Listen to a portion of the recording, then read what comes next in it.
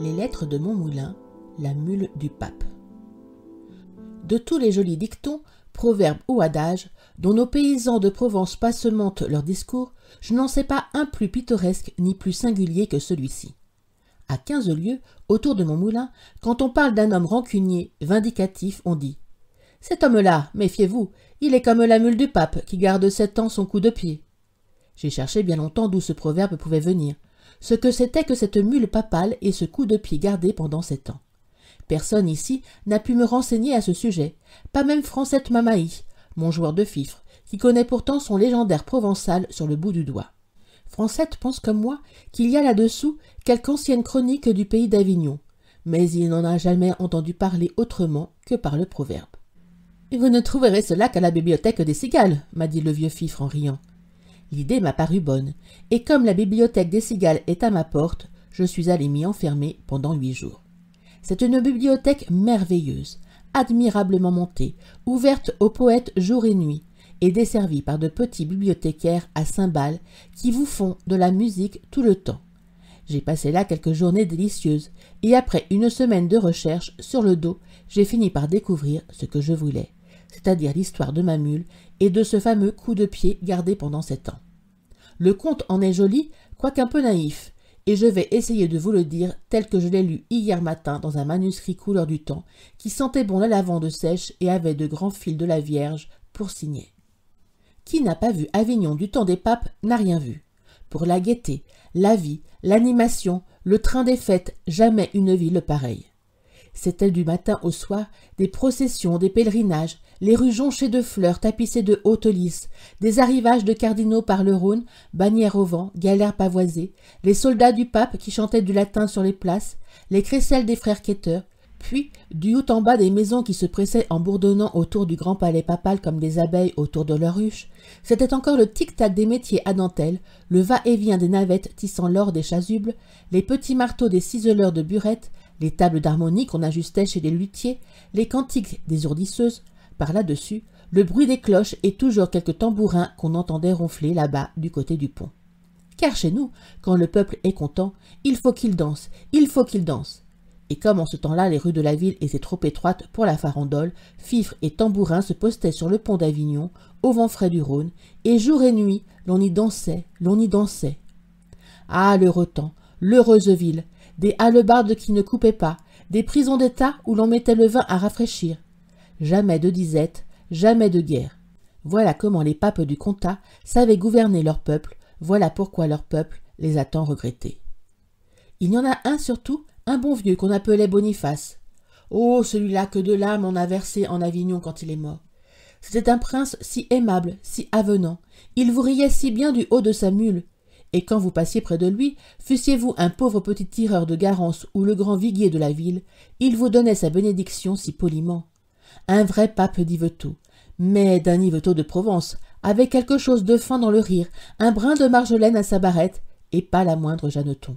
La seule Jeanneton qu'on lui ait jamais connue, à ce bon père, c'était sa vigne, une petite vigne qu'il avait plantée lui-même, à 3 lieues d'Avignon, dans les myrtes du Château-Neuf. Tous les dimanches, en sortant de Vêpres, le digne homme allait lui faire sa cour, et quand il était là-haut, assis au bon soleil, sa mule près de lui, ses cardinaux tout autour étendus au pied des souches, alors il faisait déboucher un flacon de vin du cru, ce beau vin couleur de rubis qui s'est appelé depuis le Château-Neuf des papes, et il le dégustait par petits coups, en regardant sa vigne d'un air attendri. Puis, le flacon vidé, le jour tombant, il rentrait joyeusement à la ville, suivi de tout son chapitre, et lorsqu'il passait sur le pont d'Avignon au milieu des tambours et des farandoles, sa mule, mise en train par la musique, prenait un petit temble sautillant, tandis que lui-même, il marquait le pas de la danse avec sa barrette, ce qui scandalisait fort ses cardinaux, mais faisait dire à tout le peuple « Ah, le bon prince! Ah, le brave pape !» Après sa vigne de Château-Neuf, ce que le pape aimait le plus au monde, c'était sa mule. Le bonhomme raffolait de cette bête-là. Tous les soirs, avant de se coucher, il allait voir si son écurie était bien fermée, si rien ne manquait dans sa mangeoire, et jamais il ne se serait levé des tables sans faire préparer sous ses yeux un grand bol de vin à la française, avec beaucoup de sucre et d'aromates, qu'il allait lui porter lui-même, malgré les observations de ses cardinaux. Il faut dire aussi que la bête en valait la peine. C'était une belle mule, noire mouchetée de rouge, le pied sûr, le poil luisant, la croupe large et pleine, portant fièrement sa petite tête sèche tout harnachée de pompons, de nœuds, de grelots d'argent, de bouffettes. Avec cela, douce comme un ange, l'œil naïf et de longues oreilles toujours en branle qui lui donnaient l'air bon enfant.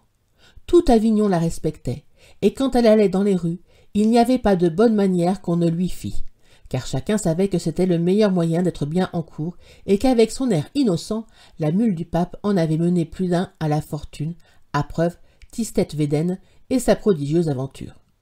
Ce Tistet Védène était dans le principe un effronté galopin que son père, Guy Védène, le sculpteur d'or, avait été obligé de chasser de chez lui parce qu'il ne voulait rien faire et débauchait les apprentis. Pendant 6 mois, on le vit traîner sa jaquette dans tous les ruisseaux d'Avignon, mais principalement du côté de la maison papale, car le drôle avait depuis longtemps son idée sur la mule du pape, et vous allez voir que c'était quelque chose de malin. Un jour que sa sainteté se promenait toute seule sous les remparts avec sa bête, voilà mon Tistet qui l'aborde, et lui dit en joignant les mains, d'un air d'admiration, « Oh mon Dieu, grand Saint-Père, quelle brave mule vous avez là! Laissez un peu que je la regarde. Ah, mon pape, la belle mule! L'empereur d'Allemagne n'en a pas une pareille. » Et il la caressait, et lui parlait doucement, comme à une demoiselle. « Venez ça, mon bijou, mon trésor, ma perle fine. » Et le bon pape, tout ému, se disait dans lui-même.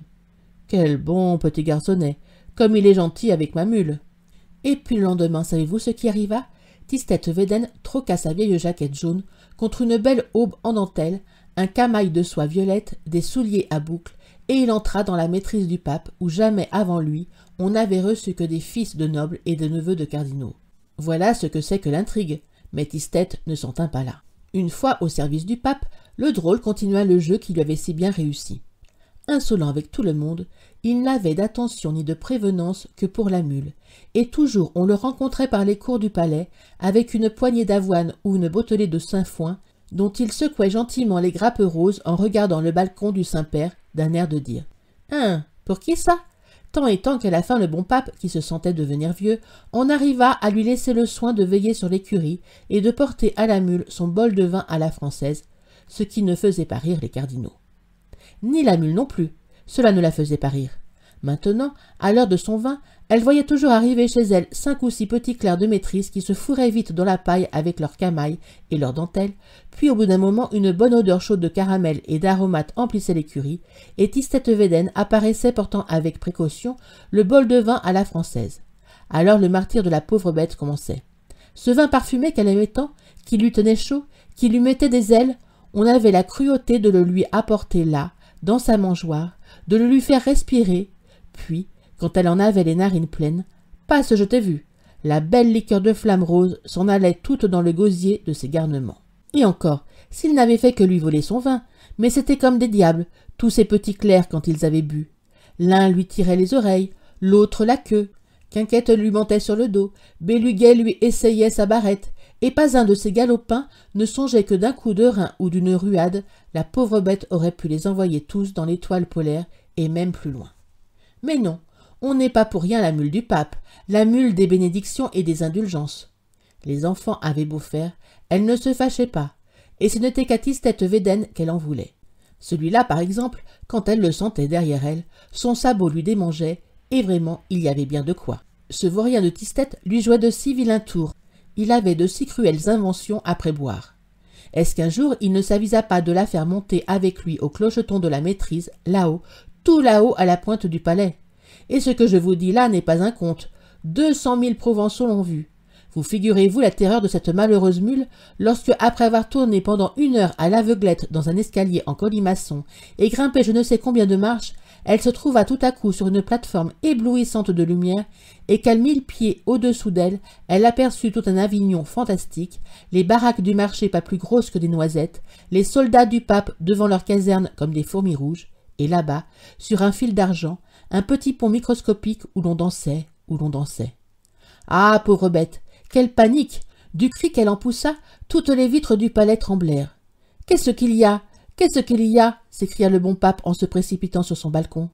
Tistet Védène était déjà dans la cour, faisant mine de pleurer et de s'arracher les cheveux.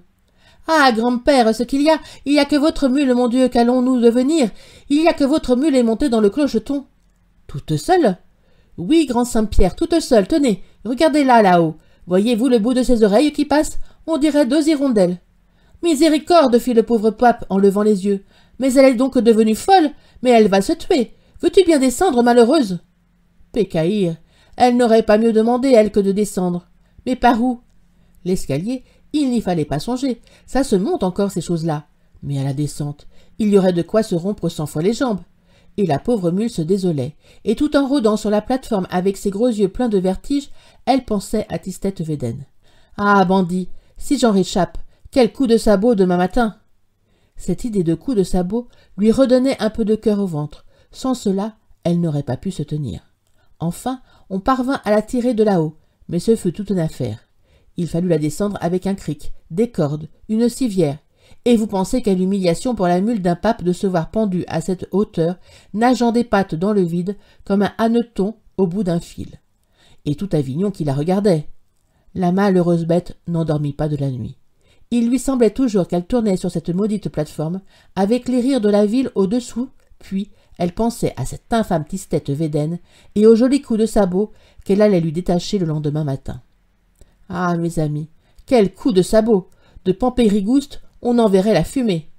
Or, pendant qu'on lui préparait cette belle réception à l'écurie, savez-vous ce que faisait Tistet Védène?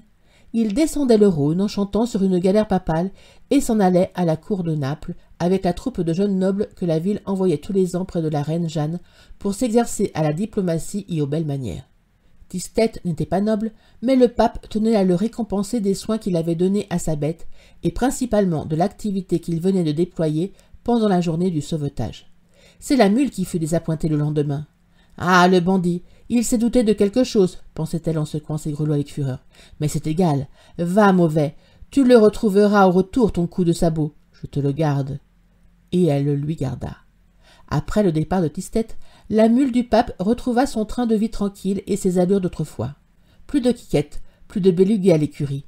Les beaux jours du vin à la française étaient revenus, et avec eux la bonne humeur, les longues siestes et le petit pas de gavotte quand elle passait sur le pont d'Avignon. Pourtant, depuis son aventure, on lui marquait toujours un peu de froideur dans la ville. Il y avait des chuchotements sur sa route, les vieilles gens hochaient la tête, les enfants riaient en se montrant le clocheton. Le bon pape lui-même n'avait plus autant de confiance en son ami, et lorsqu'il se laissait aller à faire un petit somme sur son dos le dimanche, en revenant de la vigne, il gardait toujours cette arrière-pensée. Si j'allais me réveiller là-haut sur la plateforme. La mule voyait cela, et elle en souffrait, sans rien dire. Seulement quand on prononçait le nom de Tistet Védène devant elle, ses longues oreilles frémissaient, et elle aiguisait avec un petit rire le fer de ses sabots sur le pavé. 7 ans se passèrent ainsi. Puis, au bout de ces 7 années, Tistet Védène revint de la cour de Naples. Son temps n'était pas encore fini là-bas, mais il avait appris que le premier moutardier du pape venait de mourir subitement en Avignon, et comme la place lui semblait bonne, il était arrivé en grande hâte pour se mettre sur les rangs. Quand cet intrigant de Védène entra dans la salle du palais, le Saint-Père eut peine à le reconnaître, tant il avait grandi et pris du corps. Il faut dire aussi que le bon pape s'était fait vieux de son côté, et qu'il n'y voyait pas bien sans bésicle. Tistet ne s'intimida pas. « Comment, grand Saint-Pierre, vous ne me reconnaissiez plus? C'est moi, Tistet Védène. »« Védène? Mais oui, vous savez bien, celui qui portait le vin français à votre mule. »« Ah, oui, oui, je me rappelle, un bon petit garçonnet, ce Tistet Védène. Et maintenant, qu'est-ce qu'il veut de nous? » « Oh, peu de choses, grand Saint-Pierre. Je venais vous demander... À propos, est-ce que vous l'avez toujours, votre mule, et elle va bien? Ah, tant mieux. Je venais vous demander la place du premier moutardier qui vient de mourir. Premier moutardier, toi? Mais tu es trop jeune. Quel âge as-tu donc? 20 ans de moins, illustre pontife. Juste 5 ans de plus que votre mule. Ah, palme de Dieu, la brave bête.